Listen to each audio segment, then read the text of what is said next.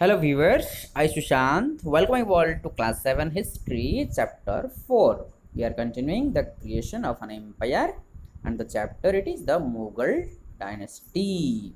In the Mughal dynasty we are discussing, this is part 2 actually, थोड़ा सा change, it is part 2. Clear?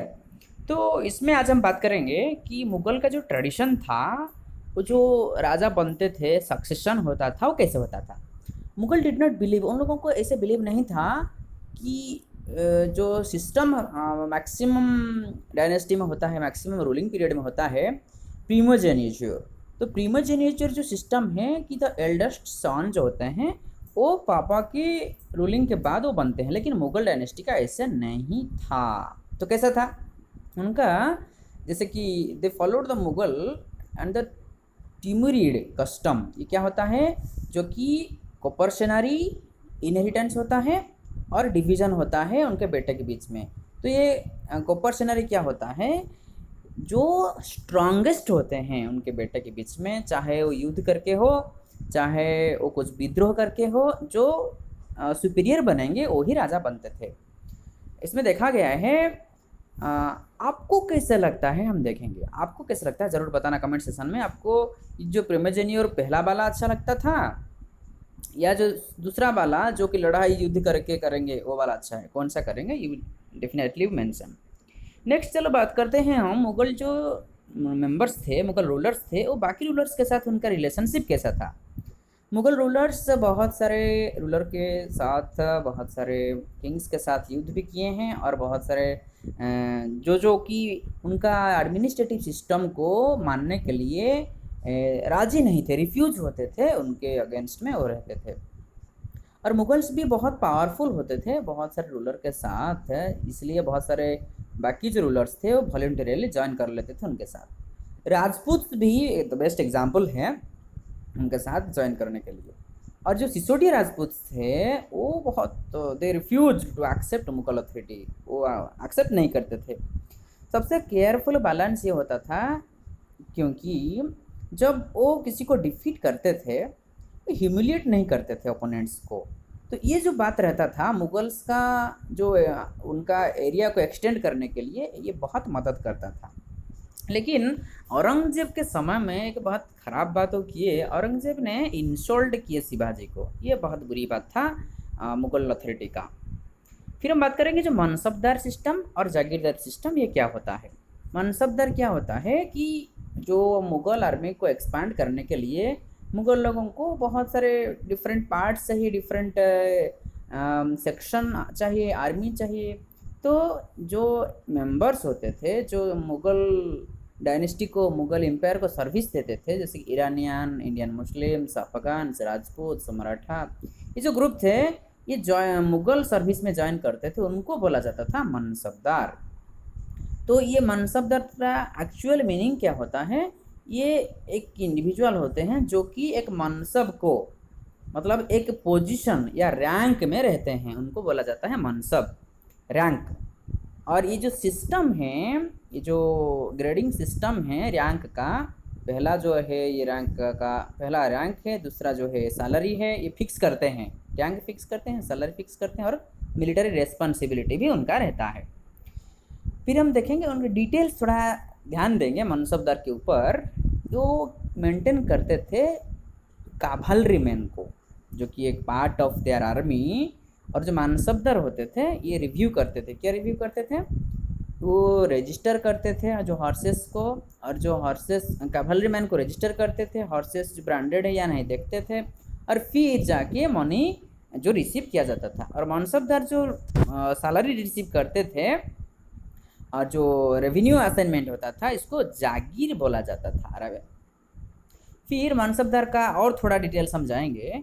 जो कावलरी man रहते थे, जो हॉर्सेस रहते थे, हमको पहले से देखे कि जागीर रहता था। इसमें अकबर का जो समय था, अकबर जो रेन के समय में, ये बहुत केयरफुली वो असेस किया जाता था, बहुत केयरफुली। लेकिन जब औरंगजेब आए, ये ऐसा सिस्टम नहीं रहा, और जो एक्चुअल रेवेन्यू था ये धीरे धीरे धीरे धीरे कम होने लगा, और औरंगजेब ने वो कंट्रोल नहीं कर पाए। तो जो पीजेंट्री थे तो बढ़ाने लगे, औरंगजेब सिर्फ क्या किए, टैक्स को बढ़ाने लगे, लेकिन जो पीजेंट्स थे वो जो टैक्स देते थे जो लोग, ये बहुत सफर हुए। फिर देखेंगे कि जब्त और जमींदार, ये जो जब्त और जमींदार के बीच में ये सब क्या है, उनका एडमिनिस्ट्रेशन का एक पार्ट कह सकते हैं। तो मुगल डायनेस्टी का जो मेन सोर्स ऑफ इनकम था ये था टैक्स कलेक्शन, जो कि पेजेंट लोगों का प्रोड्यूस से कलेक्शन होता था। और ईच प्रोविंस ये एरिया को डिवाइड कर देते थे कि रेवेन्यू सर्कल में, जैसे कि आजकल हम तहसील में डिवाइड करते हैं, तो इसमें एक शेड्यूल किया जाता था रेवेन्यू कितना रुपया कितना परसेंटेज जो कलेक्शन होगा। ये जो रेवेन्यू सिस्टम को बोलते हैं जब्त। और ये जो एक्सप्लोइटेशन बाई मुगल एडमिनिस्ट्रेटर जो रहते थे, मुगल रूलर के बाद जो एडमिनिस्ट्रेटर उनको जो कॉमन पीपल को एक्सप्लॉइट करते थे, ये रिबेलियन का रूप लिया या विद्रोह का रूप लिया था। तो ये अकबर का एक स्पेशलिटी जो हम देखेंगे, अकबरनामा एंड आइन ई अकबरी। अकबर का एक बहुत क्लोज फ्रेंड थे, बेस्ट फ्रेंड, जिनका नाम है अबुल फजल। वो क्या किए, अकबर ने बोले कि भैया एक काम करो, आप कुछ मेरे समय के बारे में, मेरे रेन के बारे में, मेरे शासन के बारे में कुछ लिखो।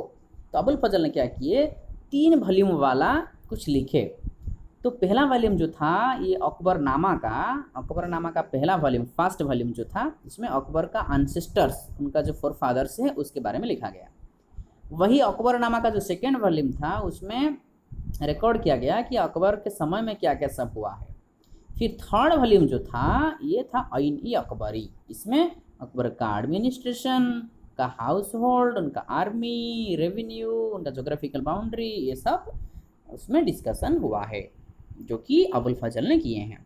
फिर देखेंगे अकबर का क्लोज पॉलिसी, अकबर का जो पॉलिसी है उसको क्लोजली देखेंगे, बहुत गौर से ध्यान से देखेंगे। अबुल फजल ने अकबर का एम्पायर को ऐसे डिवाइड मेंशन किए हैं, जिसको जो प्रोविंसेस है, ही divided the provinces into subas, जो जिसको रूल करते हैं एक सूबादार, मतलब सूबास का हेड होते हैं सूबादार। तो ये जो सूबादार होते हैं, पॉलिटिकल पावर उनके पास था और मिलिट्री फंक्शंस भी था। तो ईच प्रोविंसेस को कुछ फाइनेंशियल ऑफिसर्स भी अपॉइंटमेंट किया जाता था, जिसको दीवान कहते हैं। तो इसके मेंटेनेंस के लिए, पीस ऑर्डर ये मेंटेनेंस के लिए मिलिट्री जो कहते हैं पे मास्टर थे, जिसको बख्शिश कहते हैं। The minister in charge religious group का, रिलीजन के बारे में देखभाल करने के लिए जो रहते उनको सदर कहते हैं। और जो मिलिट्री कमांडर थे उनको फौजदार कहते थे उस समय में। और जो टाउन पुलिस कमांडर थे उनको कोतवाल बोलते थे। ये अकबर का जो एडमिनिस्ट्रेटिव पॉलिसी का पार्ट था।